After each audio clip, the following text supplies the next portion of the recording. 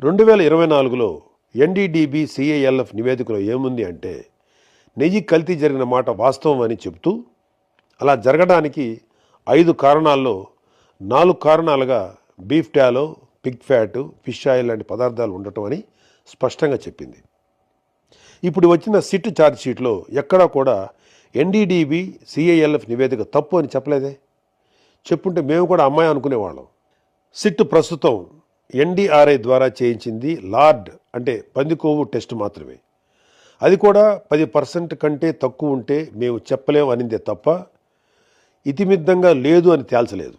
లేదు అని తేల్చుంటే మాకన్నా సంతోషపడేవాళ్ళు ఇంకెవరూ లేరు. ఇప్పుడు జరిగింది nuclear DNA based PCR test మాత్రమే.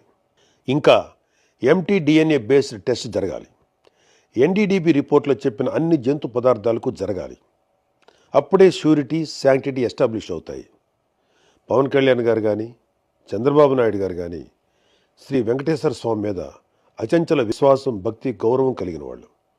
జగన్లాగా గౌరవం ఉందని చెప్పి డిక్లరేషన్ పైన సంతకం చేయని బాపుతు కాదు. వాళ్ళిద్దరూ మాట్లాడింది ఎన్డీడీబీ సిఐఎల్ఎఫ్ రిపోర్ట్ ఆధారంగానే.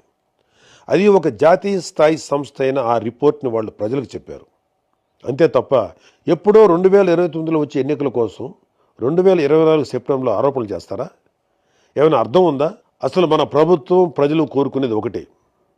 అసలు ఎందుకు టీటీడీ రూల్స్ చేంజ్ చేసి అనర్హులకు కాంట్రాక్ట్ ఇచ్చింది అని, ఫేక్ గీతో ఎందుకు స్వామివారి ప్రసాదం తయారు చేశారు అని, స్వామివారి సేవలో ఉంటూ డబ్బు 250 కోట్ల స్కామ్ ఎందుకు చేశారు?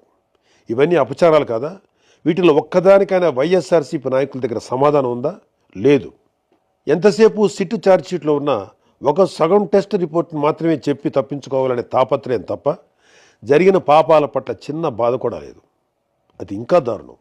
సిట్ మరింత వేగంగా, ఎఫెక్టివ్గా విచారణ, అన్ని రకాల టెస్టులు చేసి ఈ ఫేక్ గీ విషయంలో పాత్రధారులతో పాటు సూత్రధారులు కూడా అరెస్ట్ చేయడంతో పాటు శిక్షలు కూడా పడేలా చేయాలని ఎమ్మెల్సీగా కంటే ఒకటి సగటు భారతీయుడిగా కోరుకుంటున్నాను. నేను చివరిగా ఒకే ఒక మాట చెప్తాను. దేవదేవుడైన వెంకటేశ్వర స్వామి జోలికి వచ్చి ఆ దేవుడి సొమ్ము తిన్న వాళ్ళు ఎవరూ కూడా బాగుపడినట్లు చరిత్రలో లేదు. స్వామివారికి ద్రోహం చేసిన వైసీపీనే కాదు, మేము హిందువులమని చెప్పుకుంటూ ఆ పార్టీని వెనకేసుకొచ్చే ప్రతి ఒక్కడు తల్లి పాలు దాగి రొమ్ము గుద్దే హిందూ ద్రోహులే. ఈ మాట నేను నా ధర్మాన్ని గౌరవిస్తూ ఇతర ధర్మాలను ఏనాడు కించపరిచిన ఒక హిందువుగా, ఒక భారతీయుడిగా చెప్తున్నాను. జై హింద్.